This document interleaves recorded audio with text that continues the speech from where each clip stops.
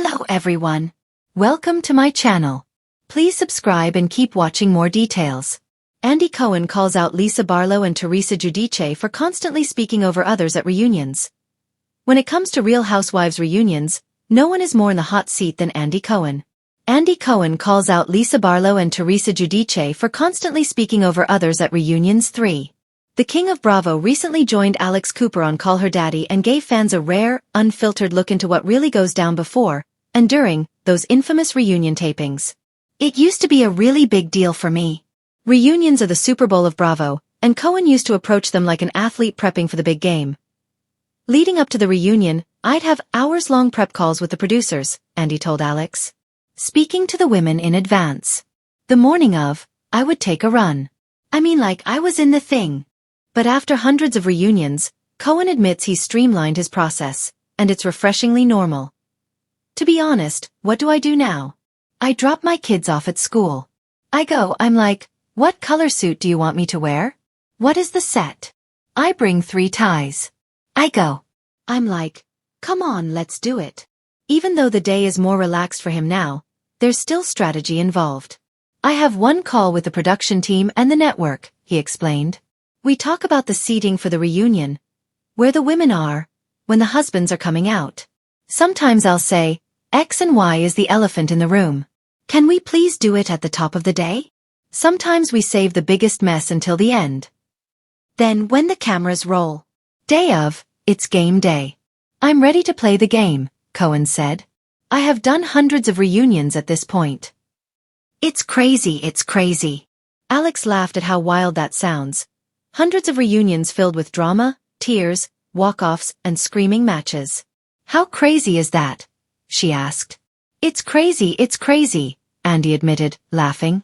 I don't like screaming at women. It's a bad look.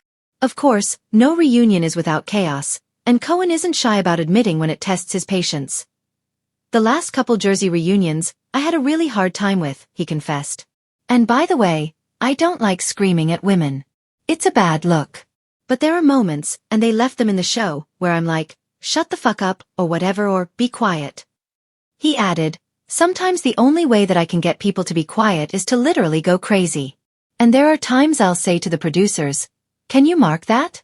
You're not using that.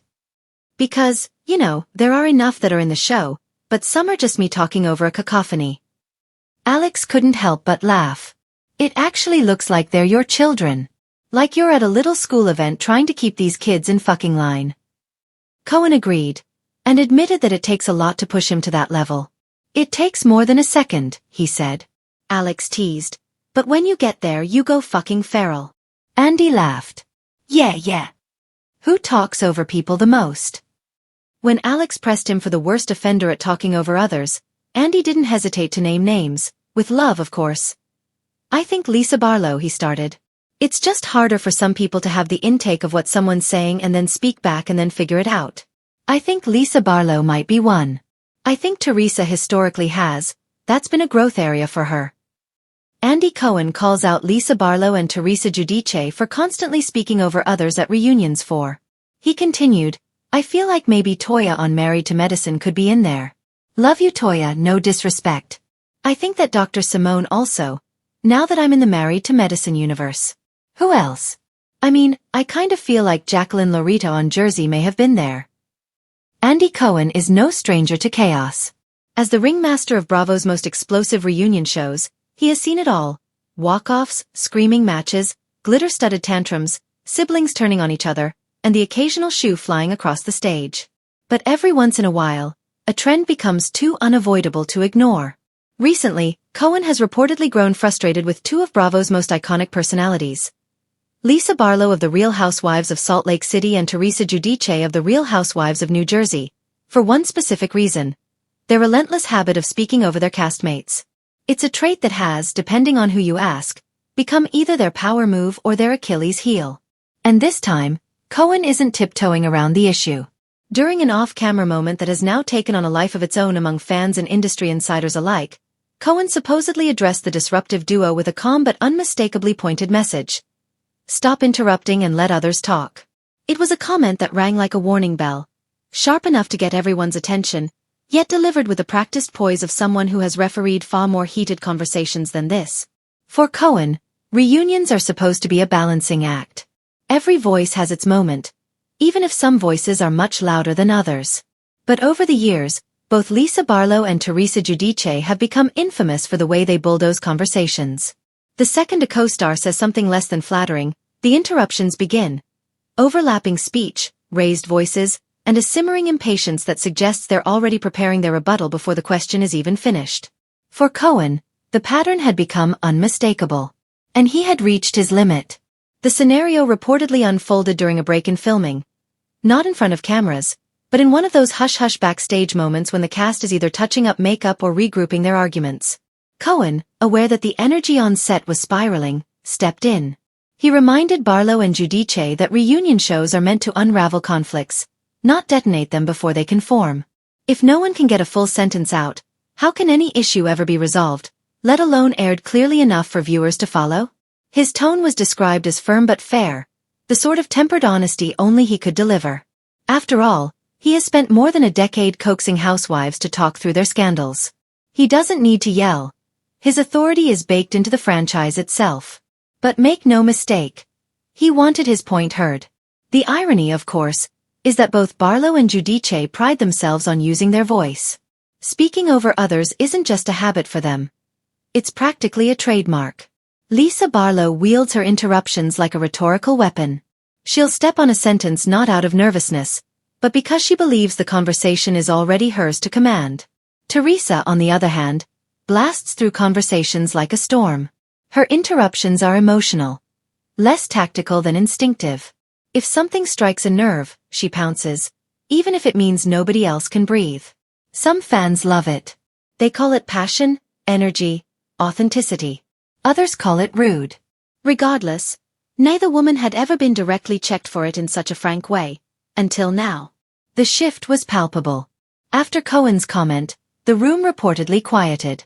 Barlow smoothed the hem of her reunion gown, a flicker of irritation but also acknowledgement crossing her features. Teresa, who has been at the reunion rodeo more times than most housewives have had confessionals, looked equally taken aback. She's been told she's too loud before, too defensive, too confrontational. This wasn't about scolding. It was about fairness. Reunions are built on confrontation, but they only work when everyone can speak. He wanted to ensure that quieter castmates, those who may not have decades of camera-trained instinct, could express their side without being immediately overshadowed by the loudest voices in the room.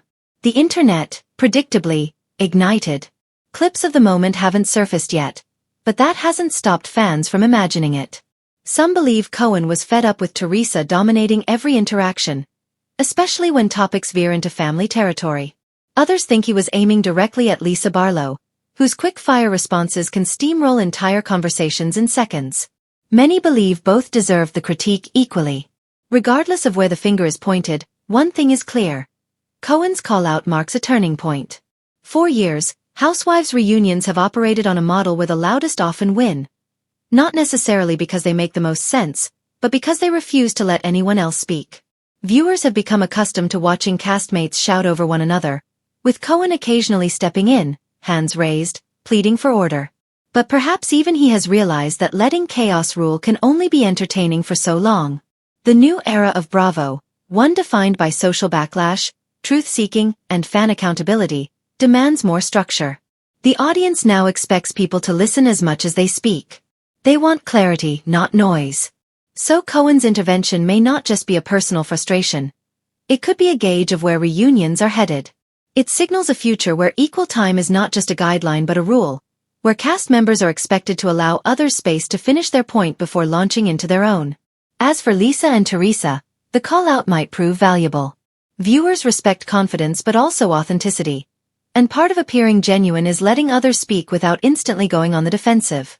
Interrupting can make a person look guarded, insecure, unwilling to hear truths outside their own narrative. If they take Cohen's words to heart, they could become stronger, more relatable versions of themselves. Still fiery, still bold, but also capable of restraint. But whether they actually will is another story entirely. Because if history has taught us anything, it's that housewives rarely change their approach simply because they're told to. They evolve slowly, in fits and starts, often circling back to old habits when tensions flare and cameras are rolling. In other words, don't expect Lisa Barlow to suddenly sit quietly with folded hands. Don't expect Teresa to remain silent while someone accuses her of betrayal or hypocrisy. Their instinct will always be to jump in, defend, attack, clarify, even if their co-star is mid-sentence. Still, Cohen's pushback sends a message. Domination does not equal victory. Sometimes the most powerful voice is the one that truly listens. And perhaps in the end, that's the reunion evolution Bravo needs.